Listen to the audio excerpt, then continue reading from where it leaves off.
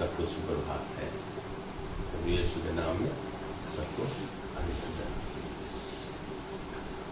एक और दिन, एक और सुबह, एक और सुअवसर प्रभु ने दिया कि आज हम प्रभु के वचन पर मनन करें, उसके वचन को पढ़ें, उसके वचन को समझें।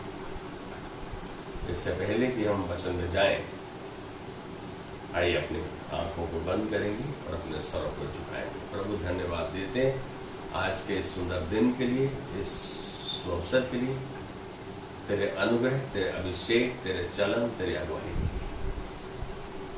प्रभु आज हम अपने आप को अपनी इच्छा से समर्पित करते हैं। पवित्र आत्मा तेरा धन्यवाद, तूने हमारा नियंत्रण दिया है और आज हमारा संचालन भी तू कर रहा है। हम प्रभु तेरे वचन को पढ़ते हुए, तेरे वचन पर मनन करते हुए, चर्चा करते हुए हम तेरी गहराई को जानने पाएंगे, तेरे हृदय को जानने पाएंगे। यीशु मसीह के नाम में आमेन, आमेन, आमेन, आमेन। हम इस सच्चाई को मानते हैं कि परमेश्वर हमसे प्रेम करता है। क्या आप भी मानते हैं? उस प्रेम ने ऐसा एहसास उत्पन्न किया है कि हम भी उससे प्रेम करने लगे हैं। सच बात तो यही है। उसी प्रेम ही के द्वारा उसने हमें अपनी संतान बनाया और आज हम उसके परिवार हैं। आप समझ रहे हैं इस बात को? परमेश्वर ने हमसे प्रेम किया और उसके प्रेम ने ऐसा एहसास उत्पन्न किया कि हम भी उससे प्रेम करने लगे हैं और उसी प्रेम के द्वारा उसने हमें अपना संतान ठहराया और आज हम उसके परिवार हैं। अपने प्रेम के द्वारा उसने उत्साहित किया कि हम इकट्ठे रहें, वह जीवन में हमेशा आशीष पाए और आशीष का स्रोत बने रहें। क्या आप इस बात से सहमत हैं? इस बात को परमेश्वर ने भजन संहिता 133 का 1 में कहा, देखो क्या ही भली और मनोहर बात है जहाँ भाई लोग आपस में मिले रहे। और इसकी आखिरी आयत में बोलता है कि यहोवा ने तो इसे सदा के जीवन की आशीष ठहराया है। जब प्रभु कह रहा है तो हम इस बात पर विश्वास करें, उस पर मनन करें, उस पर चलन करें। जब हम उसके प्रेम के द्वारा एक दूसरे से प्रेम करते हैं, इकट्ठे रहते हैं, एक दूसरे को सह लेते हैं, तो आहिस्ता आहिस्ता हम समुदाय बनाने के प्रयास में लग जाते हैं। आप समझ रहे हैं? हम उसका प्रयास करते हैं, हम उसकी प्रक्रिया में शामिल होते हैं क्योंकि उसके वचन का पालन करते हैं। इसी मकसद से उसने हमें बनाया, चुना और ठहराया है। इसी मकसद से कि इस पृथ्वी पर हम बढ़ें, फैलते जाएं। लेकिन हमने ऐसा करने के प्रयास को सीमित कर दिया। आत्म केंद्रित हो गए, खुदगर्ज हो गए, शायद हमको अपने पड़ गए। लेकिन यहां परमेश्वर ये चाहता है कि हम बढ़ें और फैलें, लेकिन हमने इस प्रक्रिया को सीमित कर दिया। लेकिन हमने ऐसा करने में प्रयास कम किया, सीमित कर दिया। आज हम इस प्रक्रिया को कैसे सक्रिय कर सकते हैं, कैसे एक्टिव कर सकते हैं, आज वचन के द्वारा देखेंगे। हम सब चाहते हैं हमारा झुंड बड़ा हो, हमारा समाज बड़ा हो, हमारा समुदाय बड़ा हो।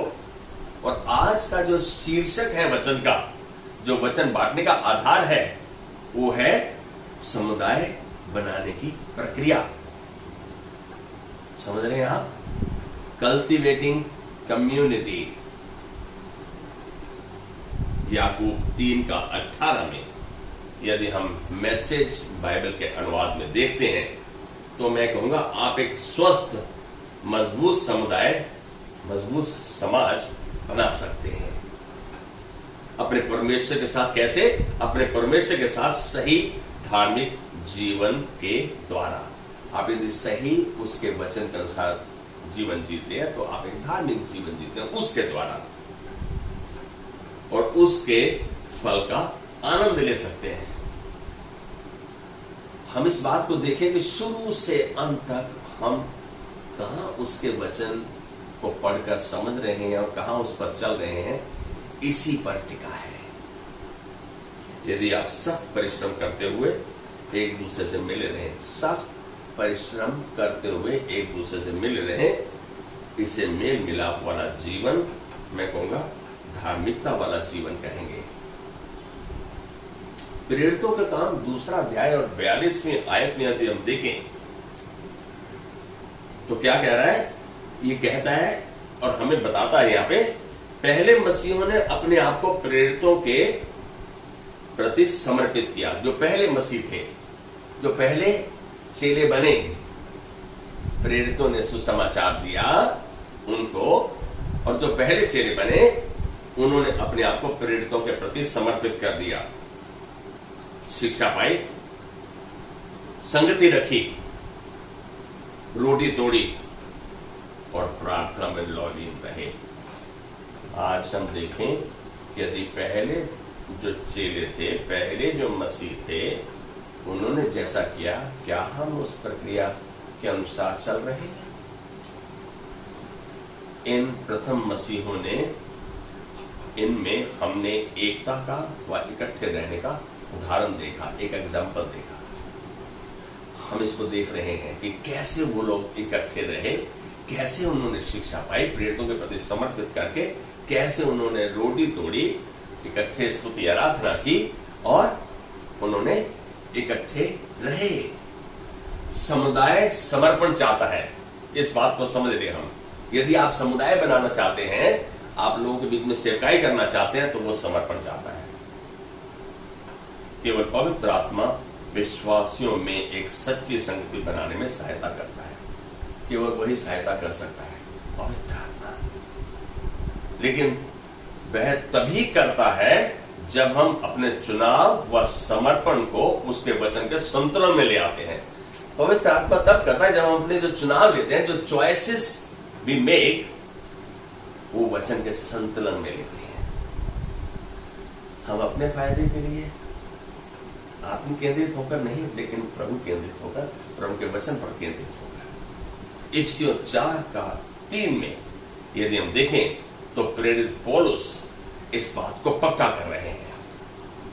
इफिसियों 4:3 में प्रेरित पौलुस इस बात को पक्का करें कि मेल के बंधन में आत्मा की एकता रखने का यत्न करो। मेल के बंधन में आत्मा की एकता रखने का यत्न करो। हम किसी बात को न माने जाने से अहम या ईगो में नहीं आ जाए कि मेरी बात नहीं मानी मैंने। हम कहां प्रभु के कार्य में सम्मिलित हो रहे हैं, कहां अपने अगुओं के साथ मिलकर चल रहे हैं। यदि हम कहीं देखते हैं कि कुछ ऐसा है जो सुधार चाहता है, क्यों प्रार्थना नहीं करते? परमेश्वर तो कहता है मुझसे प्रार्थना कर, मैं तेरी सुनकर तुझे बड़ी बड़ी और कठिन बातें बताऊंगा जिनको तू नहीं समझता। यिर्मयाह 33:3 में परमेश्वर ने कहा, तो परमेश्वर प्रार्थना का उत्तर देता है। हम अपने आप को वचन के प्रति और अपने अगुओं के प्रति समर्पित करें। ऐसा पहले मसीहों ने किया, इसीलिए उस समय उनके पास शांति भी थी, आनंद भी था। कैसे मसीह बढ़ते गए। यहां पर मैं कहूंगा, यदि हम अपने अहम और ईगो को अलग रख देते हैं तो ये हमें दूषित नहीं करता, क्योंकि हमें दूषित करते हैं, हमें पोल्यूट कर देते हैं। सच में नया नियम इन निर्देशों से भरा हुआ है। नया नियम इन निर्देशों से भरा हुआ है कि हम कैसे साझा जीवन जिए, इकट्ठे रहकर जिए और आनंदित रहें। जब हम उस समय के मसीहों में देखते हैं जो प्रथम मसीह थे, उनमें ये बात थी, तो आज भी ये संभव है। पहला तिमुथियुस 3:14-15 यदि हम देखें, इसमें प्रेरित पौलुस संयुक्त परिवार के तजुर्बे के प्रति उत्साहित कर रहे हैं। संयुक्त परिवार के तजुर्बे के प्रति हमें उत्साहित कर रहे हैं। यहां बोल रहे हैं, क्या बता रहे हैं? तू जान ले कि परमेश्वर के घराने में, तू जान ले कि परमेश्वर के घराने में जो जीवते परमेश्वर की कलीसिया है। परमेश्वर घराना उसकी कलीसिया है, और जो सत्य का खंबा है। इस बात पे, इस वचन को हम ध्यान से देखेंगे। यहां प्रेरित पौलुस उत्साहित कर रहे हैं कि तू जान ले कि परमेश्वर के घराने में जो जीवते परमेश्वर की कलीसिया है और जो सत्य का खंभा है और उसकी नींव है, वैसा बर्ताव करना चाहिए। हमें कैसा बर्ताव करना चाहिए? जैसा प्रभु इकट्ठे होने के लिए रह रहा है, एक दूसरे को मिलकर, एक दूसरे को सहते हुए, एक दूसरे को अपने से बेहतर जानते हुए। आज मैं एक बात कहूंगा कि समुदाय का बनाना, cultivating community, it requires honesty. समुदाय बनाना ईमानदारी चाहता है। मुझको मुझको कहीं से क्या मिल जाएगा, ये नहीं, मैं क्या दे सकता हूं, मैं यहां क्या योगदान कर सकता हूं, वो जरूरी है। हम तो 99% कलीसिया में आते हैं कि प्रभु से प्रार्थना करेंगे, पास्टर प्रार्थना करेगा, ये अगुवे प्रार्थना करेंगे, हमें क्या मिलेगा? अरे आज ये जानो, प्रभु के भवन में आए, प्रभु ने अपने वचन में पक्का किया कि उसने हमारे जीवन के लिए और धार्मिकता के लिए सब कुछ जुटा दिया है। हम इस बात को अपने हृदय में क्यों नहीं गहराई में ले लेते? जब उसने कहा तो वो कर चुका है, हम इस बात को जाने। तो यहां समुदाय बनाना क्या चाहता है? ईमानदारी चाहता है। अब देखो 2-3 वर्सेस में हम देखेंगे, इफिसियों 4:15 यदि देखें, प्रेम में सच्चाई से चलते हुए सब बातों में मसीह में बढ़ते जाओ। प्रेम में सच्चाई से चलते हुए, बहुत इंपॉर्टेंट है। सच बोलना, झूठ परमेश्वर को पसंद नहीं है। यदि आप नीति वचन 6 के 17वीं आयत में देखें तो परमेश्वर को कुछ बातें बिल्कुल पसंद नहीं, घृणा करता है उनसे, और हम झूठ बोलकर समझते हैं परमेश्वर हमारे साथ है। हम क्यों इस भ्रम में हैं? इससे बाहर आ जाएं। घमंड से चढ़ी आंखें और झूठ बोलने वाले जीव परमेश्वर को पसंद नहीं। तो यहां प्रेरित पौलुस इस बात पे दबाव दे रहे हैं कि प्रेम में सच्चाई से चलते हुए सब बातों में मसीह में बढ़ते जाओ। हमें पता तो बहुत कुछ है, लेकिन हम कितना उसको अपने जीवन में लागू करते हैं ये हम सब जानते हैं। अपने आप को धोखा न दें, अपने आप से हम ऐसा नहीं सोचें। गलातियों 6 का 1 से 2 सी आयत यदि हम ध्यान से देखें, यहां प्रेरित पौलुस बोल रहे हैं, भाइयों बहनों, यदि आप के झुंड में कोई गलती करता है, यदि आपके झुंड में कोई गलती करता है तो आपको क्या करना चाहिए? आप जो आत्मिक हो उसके पास जाओ, सहज से उसे सही रास्ते पर ले आओ। हम उसको पहले अकेले में ऐसा करें। नीति वचन 24 का 26 यहां हम देखते हैं कि हम किसी को गलती है तो उसको साफ बोलें। यहां ये इस बात को स्पष्ट कर रहा है, एक सीधा उत्तर एक सच्ची दोस्ती का चिन्ह है। एक सीधा उत्तर सच्ची दोस्ती का चिन्ह है। An honest answer, a frank answer is a true sign of friendship. हम समझते हैं वो बुरा नहीं मान जाए, हम उसको कहेंगे, ऐसा नहीं है। आप पहले प्रार्थना करके प्रभु के हाथ में देते हुए क्यों नहीं उस विश्वास का कदम उठाते? इफिसियों 4:25 को यदि हम देखते हैं तो यहां इस बात को स्पष्ट कर रहा है, इस कारण झूठ बोलना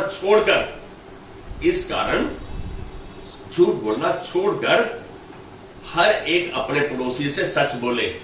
आपका पड़ोसी कौन है? आपका अगले दरवाजे वाला नहीं, जो आपके साथ बैठा है, जो आपके साथ है, जो आपके बिल्कुल नजदीकी में है, वो पड़ोसी भी है, वो मेरा रिश्तेदार भी है, वो मेरे मित्र भी हैं, वो मेरे बच्चे भी हैं, ये सब कुछ उसमें आता है।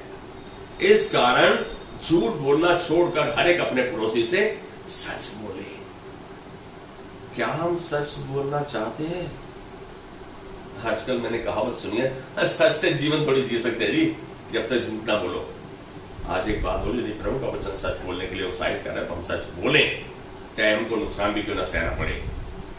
यदि हम ऐसा करते हैं तो यदि हम झूठ बोलते हैं, मैं कहूंगा, तो हम अपने आप से क्या करें? झूठ बोल रहे हैं और अपने आप को धोखा दे रहे हैं। सच बोलना जरूरी है, आपको शांति में रखता है, आपके हृदय में ऐसा आनंद उत्पन्न करता है कि मैंने सच बोला है। मुझको डरने की जरूरत नहीं है। मैं ये कहूंगा कि जो किसी मनुष्य को डांटता है, जो किसी मनुष्य को, अपने मित्र को, अपने पड़ोसी को डांटता है किसी गलती की वजह से, वह अंत में चापलूसी करने वालों से अधिक प्यारा हो जाता है। कितनी अच्छी बात है। उस समय हमें अच्छा नहीं दिखता जब हमारी तरफ कोई उंगली उठा के हमें कुछ सुधार के कार्य के लिए बोल रहा है, लेकिन बाद में वही मनुष्य जो चापलूसी कर रहे हैं, आपको पंप कर रहे हैं, आपको उसके विरोध में खड़ा कर रहे हैं, बाद में वो जो सही बोलने वाला, जो फ्रैंक स्टेटमेंट वाला, जो मैं कहूंगा कि यहाँ पर ऑनेस्ट आंसर देने वाला, वो उनका प्यारा हो जाता है।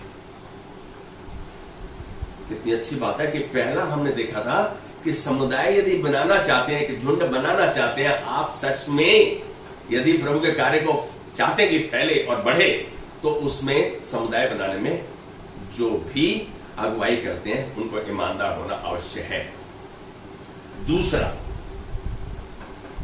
यहां पे मैं अभी एक वचन बीच में बांटूंगा, इससे पहले कि दूसरे बिंदु बनाऊं। पहला तीमुथियुस 5 का 1 और 2, यहां पर कह रहे किसी बूढ़े को न डांटे, किसी बूढ़े को न डांटे, उसे पिता जानकर समझा दे।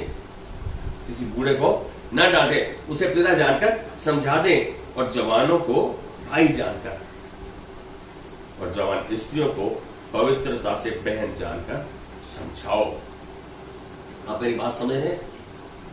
हम तो किसी उम्र का है, अपने अगुओं को, किसी को कुछ भी कहने में सामर्थ्य रखता है और कह देता है। क्या हम प्रभु के वचन को जान रहे हैं? जानना जरूरी है। दूसरा बिंदु आ रहा है, कल्टिवेटिंग कम्युनिटी टेक्स ह्यूमिलिटी। जो समुदाय बनाना विनम्रता चाहता है, विनयशीलता चाहता है। पहला पत्रस 5 का 5 में देखें तो हे नबियों को, तुम भी प्राचीनों के अधीन रहो। वचन हमें उत्साहित कर रहा है, हमें आज्ञा दे रहा है, हमें डायरेक्ट कर रहा है, इंस्ट्रक्ट कर रहा है कि हे नबियों को, तुम भी प्राचीनों के अधीन रहो। तुम सब के सब एक दूसरे की सेवा के लिए दीनता से कमर बांधे रहो। सेवा करना तो बाद में आएगा, पहले सच्चाई को तो जाने। जब हम सच्चाई को जान लेंगे, सच्चाई हमें आजाद करते हैं, फिर सेवकाई हमारी आसान हो जाती है। क्योंकि परमेश्वर अभिमानियों का विरोध करता है और दीनों पर अनुग्रह करता है। मेरी बात समझ रहे? हम समझ रहे? हम अपने बाप को क्यों नहीं बोल सकते, ये क्यों नहीं डांट सकते उसको? आज एक बात जाने, यदि प्रभु का वचन उत्साहित कर रहा है कि अपने बुजुर्गों को, बूढ़ों को पिता जानकर समझा दो, जवानों को भाई जानकर, और जवान स्त्रियों को कैसे? पवित्रता में बहन जानकर समझाओ। यहां पर हम देख रहे हैं कैसे प्रभु का वचन हमें नम्रता में ला रहा है। जो अगुवे हैं, जो समुदाय बना रहे हैं, जो उसकी प्रक्रिया में शामिल है, हम सब शामिल हैं, उन्हें विनम्रता की आवश्यकता है। नम्र होने की, विनयशीलता उनमें चाहिए। हम रोमियो 12 के 16 में देखते हैं, आपस में एक सा मन रखो, आपस में एक सा मन रखो, अभिमानी ना हो, परंतु दीनों के साथ संगति रखो। क्या करो? दीनों के साथ संगति रखो, अपनी दृष्टि में बुद्धिमान ना हो। आज ये तीनों चीजें हम पर लागू होती हैं कि हम एक सा मन रखें, कि हमारा मन प्रभु केंद्रित होना चाहिए, प्रभु का वचन पे केंद्रित होना चाहिए, और अभिमानी ना हो, ये बात जाने, लेकिन दीनों के साथ संगति करें। जो कमजोर है, अपनी दृष्टि में बुद्धिमान ना हो। आज ये बात शायद हमको दिख सकता है कि मैं तो बहुत समझदार हूं, मुझको तो सब कुछ पता है। यदि कोई व्यक्ति ऐसा सोचता है तो ये जान ले कि अपने आप को धोखा दे रहा है, अपने आप से झूठ बोल रहा है। कहते यदि कोई समझता है कि मुझे बहुत कुछ पता है, तो उसे वो ये जान ले कि उसको वो नहीं पता जो उसको जानना चाहिए। हमें किसी को भी सब कुछ नहीं पता, हम सबको एक दूसरे की आवश्यकता है। We are neither dependent nor independent, but we are interdependent.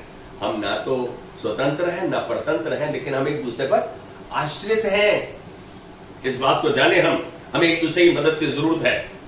हम यदि कभी ऐसा समझते हैं हमें किसी की मदद की जरूरत नहीं, परमेश्वर ऐसे व्यक्ति को ऐसे स्थान पे लाता है जहां वो जाना नहीं चाहता। क्यों हम ऐसा ना ऐसा करें, क्यों ना ऐसा करें जिससे परमेश्वर का वचन का पालन करते हुए हम उसके समुदाय को बढ़ाते हुए आगे बढ़े। फिलिपियों 2 का 3 और 4 यदि हम देखें, फिलिपियों 2 का 3 और 4 कह रहा, विरोध या झूठी बड़ाई के लिए कुछ ना करो। विरोध या झूठी बड़ाई के लिए कुछ ना करो। हम तो बहुत बार इसमें शामिल हो जाते हैं, हम विरोध भी करते हैं और झूठी बड़ाई भी चाहते हैं। नहीं, इसमें शामिल ना हो, पर दीनता से एक दूसरे को अपने से अच्छा समझो। दीनता से अपने को क्या है, दूसरे को एक दूसरे से अच्छा समझो, अपने आप को नम्र दीन रखो। मैं समझता हूं ह्यूमिलिटी इज नॉट वीकनेस, नम्रता कमजोरी नहीं है, it's the power of God into salvation. ये परमेश्वर की सामर्थ्य है उद्धार तक के लिए। तीसरे बिंदु पे आ रहा हूं मैं कि समुदाय बनाना शिष्ट व्यवहार चाहता है। कल्टिवेटिंग कम्युनिटी टेक्स कर्टसी, शिष्ट व्यवहार चाहता है। रोमियो 15 का 2 में यदि हम यहां देखते हैं तो कहता है, हम में से हर एक अपने पड़ोसी को उसकी भलाई के लिए प्रार्थना करे कि वे उन्नति करें। आप समझ रहे हैं, हम अपने पड़ोसी के बारे में कितना चिंतित है। हमको तो अपनी पड़ी है, हमको पड़ोसी की तो पड़ी नहीं है। आज हम यदि असफल हुए तो हमने अपने पड़ोसी से प्यार नहीं किया, हम उससे प्यार नहीं रख पाए। हम लगातार इस प्रक्रिया में सफल होने की हमने चेष्टा ही नहीं की। यदि वो ठीक है तो हम ठीक है, हमने तो रिएक्शन किया। आज एक बात को ध्यान रखें, we must be considerate of the doubts and fears of others and pray for others. दूसरों के जो शक है और डर है उनके प्रति हम संवेदनशील हों। तीतुस 3 का 2। अभी हम किस बिंदु पर देख रहे हैं कि समुदाय बनाना शिष्ट व्यवहार चाहता है। विश्वासी किसी को बदनाम ना करें। हम तो फटाफट मुंह खोल देते हैं एक दूसरे के बारे में गलत बोलने के लिए। विश्वासी किसी को बदनाम ना करें, झगड़ालू ना हो, पर कोमल स्वभाव के हो और सबके साथ नम्रता से रहें। विश्वासी क्या ना हो, विश्वासी सबके साथ नम्रता से रहें, बदनाम ना करें किसी को, किसी के विरोध में नहीं बोले, झगड़ालू ना हो, कोमल स्वभाव के हो, सबसे नम्रता से रहें, व्यवहार करें। मालूम है, जब आपको पता है कि यदि कोई ऐसी चीज है जो मेरे बस की नहीं, तो मेरे परमेश्वर ने मुझे कहा है कि मुझसे बोल, मैं तेरी सुनूंगा, मैं तुझे बताऊंगा। हम परमेश्वर की सहायता क्यों नहीं लेते, पवित्र आत्मा की सहायता क्यों नहीं लेते, जो हर समय आप में आपके पास उपलब्ध है, आपके साथ है। परमेश्वर का वचन इस बात को पक्का करता है, क्या तुम नहीं जानते तुम परमेश्वर का मंदिर हो और परमेश्वर की आत्मा तुम्हारे अंदर वास करती है। जब उसकी आत्मा वास करेगी और आप वचन के संतुलन में है तो वो आपको गाइड भी करेगा, लीड भी करेगा, हाथ पकड़ के लेके चलेगा। परमेश्वर का वचन ही सच है। हमारी सोच, हमारी समझ बेकार है। इस बात को जानना हमारे लिए बहुत आवश्यक है। मैं कहूंगा कि रोमियो 12 के 10 में देखें, भाईचारे के प्रेम से एक दूसरे से स्नेह रखें, परस्पर आदर करने में एक दूसरे से बढ़ चलें। हम दूसरों से स्नेह भी रखें, आदर करें और इसमें एक दूसरे से बढ़ चलें। ये प्रक्रिया आपकी नम्रता और दीनता को दर्शाती है। मेरी बात समझ रहे हैं? आपका शिष्ट व्यवहार को दर्शाती है। आप झगड़ालू नहीं है, ये आपके शिष्ट व्यवहार को दर्शाती है। और जो समुदाय बनाते हैं उनमें ये क्वालिटीज, उनमें ये खूबियां चाहिए प्रभु के वचन के अनुसार। मैं चौथे बिंदु पे आ रहा हूं कि कल्टिवेटिंग कम्युनिटी टेक्स कॉन्फिडेंशियलिटी। समुदाय बनाना गोपनीयता चाहता है, सीक्रेसी चाहता है। आप एक की बात दूसरे को, उसका बीमारी दूसरे को, आप तो ओपन सेक्रेटरी हो गए यदि ऐसा करेंगे तो। नहीं, सबको बता रहा हूं मैं कि वो प्रार्थना करें। अरे किसी को यदि कुछ ऐसी बीमारी है तो आप उसके लिए प्रार्थना करें। सबको ढोंढी नहीं पीते। कुछ यदि गलती ऐसी दिखी है जो उसके लिए प्रार्थना करना आपका फर्ज है। परमेश्वर ने आपको इसीलिए रखा है, मध्यस्थता काय के लिए है, इसीलिए है। हम यहां देख रहे हैं कि गोपनीयता चाहिए, जो लोग समुदाय बनाने की प्रक्रिया में जुड़े हैं, हम नीति वचन 16 का 28, नीति वचन 16 का 28 में देखते हैं, कानाफूसी करने वाला परम मित्रों में फूट डाल देता है। ये सीक्रेसी नहीं है ना, वो गलत चीज को दूसरों में डाल रहा है, गलत न्यूज को दे रहा है, गलत इंफॉर्मेशन को दे रहा है। कानाफूसी करने वाला परम मित्रों में फूट डाल देता है। I'll say gossip stirs up trouble and breaks up friendship. हम बहुत बार इन चीजों में इन्वॉल्व होते हैं, कोई बात कर रहा है तो उसमें फटाफट देखते हैं क्या हो रहा है। हम ऐसी संगति को बिल्कुल दूर चले जाए, ऐसे में जहां गॉसिप रहती है, जहां एक दूसरे के विरोध में बात होती है। तीतुस 3:10 इस बात को स्पष्ट करता है कि जो पखंडी लोग हैं, जो डिविसिव पर्सन है, जो विभाजन करते हैं, उसको एक बार चेतावनी दें। ऐसे बंदे को जो दिख रहा है कि वो फूट डाल रहा है, ऐसे कार्य कर रहा है जो कलीसिया के लिए ठीक नहीं, उनको एक बार चेतावनी दें। बाइबल बोलती है फिर दूसरी बार, उसके बाद आपको उससे कुछ लेना देना नहीं है, छोड़ दो उसको। क्या हम ऐसा कर रहे हैं? हम तो उन्हीं के साथ जान मिलते हैं जो फूट डालने में बहुत सक्रिय है। आज एक बात बोलूं, मैं कहूंगा कि हम ना तो गॉसिप करें, कानाफूसी ना करें, और कोशिश करें कि हम कुछ भी जो असलियत में नहीं है उसके बारे में ना कहें। यहां परमेश्वर का वचन कह रहा है उसके बाद उससे आपको कोई लेना देना नहीं है, आपका उससे कोई रिश्ता ही नहीं है। हम ऐसा नहीं करते। हम तो देखते हैं यदि उससे हो गया तो मैं इसको बोलूं। अपने आप को थोड़ा सा कंट्रोल करें। आखिरी बिंदु कह रहा हूं, 5वां, कल्टिवेटिंग कम्युनिटी टेक्स फ्रीक्वेंसी। समुदाय बनाना लगातार मेल मिलाप चाहता है, लगातार मेल मिलाप चाहता है। मैं कह रहा हूं कि यहां अद्भुत बात है कि इब्रानियों 10:25 में भी देखें हम, इब्रानियों 10:25 में, और एक दूसरे के साथ इकट्ठा होना ना छोड़ें, एक दूसरे के साथ इकट्ठा होना ना छोड़े जैसे कईयों की रीति है, पर एक दूसरे को समझाते रहें। और जो जो परमेश्वर के यीशु मसीह के आने का दिन नजदीक आता है, यह और भी अधिक क्या करें, इसका मतलब और भी अधिक मिलें, और भी अधिक एक दूसरे को उत्साहित करें, और भी परमेश्वर के वचन में हम ध्यान से देखें और उस अनुसार चलें। यहां साफ कह रहा है कि एक दूसरे के साथ इकट्ठा होना, let us not forsake, let us not give up habit of meeting together, जब मौका मिलता है, लेकिन अपने आप को संयम और नियंत्रण में रहें। फालतू बोले नहीं, किसी की अफवाह नहीं उड़ाएं, गॉसिप नहीं करें।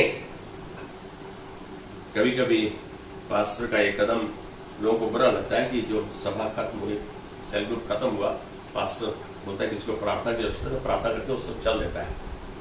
उसके बाद आप क्यों बैठ रहे हैं? क्यों अपने अपने कार्यों के लिए नहीं जाते? इस बात को ध्यान रखें। प्रेरितों के काम 2:46, प्रेरितों के काम 2:46 हम देख रहे हैं। प्रेरितों के कामों के बारे में काफी वर्णन है यहाँ पे। पहले मसीह प्रतिदिन एक मन होकर मंदिर में इकट्ठे होते थे। जो पहले मसीह थे, फर्स्ट क्रिश्चियंस, वो मंदिर में एक मन होकर इकट्ठे होते थे, घर घर रोटी तोड़ते, आनंद और मन की सिधाई से भोजन किया करते थे इकट्ठे। ये उनका मंत्र था। ये प्रभु का वचन प्रेरितों 2:46 में बोल रहा है। यदि वो ऐसा करते थे तो हम भी ऐसा करें? क्या हमारे लिए ऐसा संभव नहीं? बिल्कुल संभव है। पहला यूहन्ना 3:16, पहला यूहन्ना 3:16 कहता है, हमने प्रेम इसी से जाना, एक बात से प्रेम को जाना, कि उसने पहले हमारे लिए अपने प्राण दिए। उसने, यीशु मसीह ने हमारे लिए अपने प्राण दिए। हमें भी भाइयों के लिए ऐसा ही करना है, अपने प्राण को, अपने सर्वस्व को, अपनी सेवा को उनके लिए देना है। आप देख रहे हैं आज 5 बिंदु सामने है कि समुदाय कैसे बनेगा। How can you cultivate community? हर बंदा चाहता है, लेकिन क्या हम इन पे ध्यान दे रहे हैं। मैं इन पांचों को एक बार फिर दोबारा वापस लाएगा कि कल्टिवेटिंग कम्युनिटी टेक्स ऑनेस्टी, ईमानदारी चाहता है। समुदाय बनाना ईमानदारी चाहता है। And cultivating community takes honesty, takes humility. मेरी बात समझ रहे हैं? विनम्रता, विनयशीलता चाहता है। एंड कल्टिवेटिंग कम्युनिटी, समुदाय बनाना कर्सी चाहता है, शिष्ट व्यवहार चाहता है। वो ये परमेश्वर हमसे आशा करता है। कल्टिवेटिंग कम्युनिटी टेक्स कॉन्फिडेंशियलिटी, गोपनीयता चाहता है। थोड़ा सा रहस्य को दबा रहना चाहता है, उसको उभारना नहीं चाहता।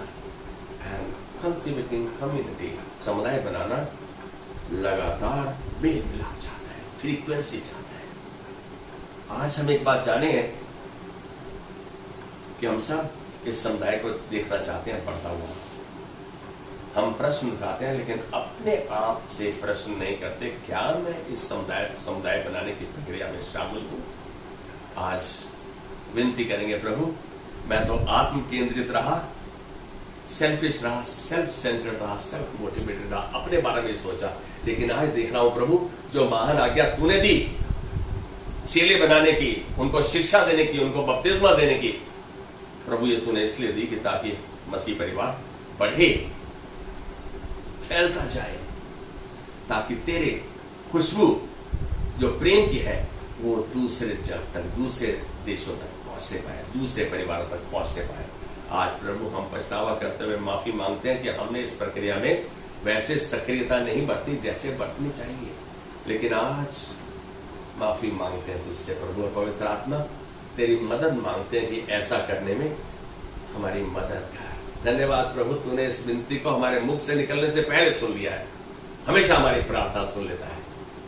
हम ये समुदाय बनाने में, समाज को बनाने में प्रभु तेरी महिमा को देखते हैं, यीशु मसीह के नाम में। Amen, amen. God bless you. Have a wonderful day and a wonderful week. Thank you.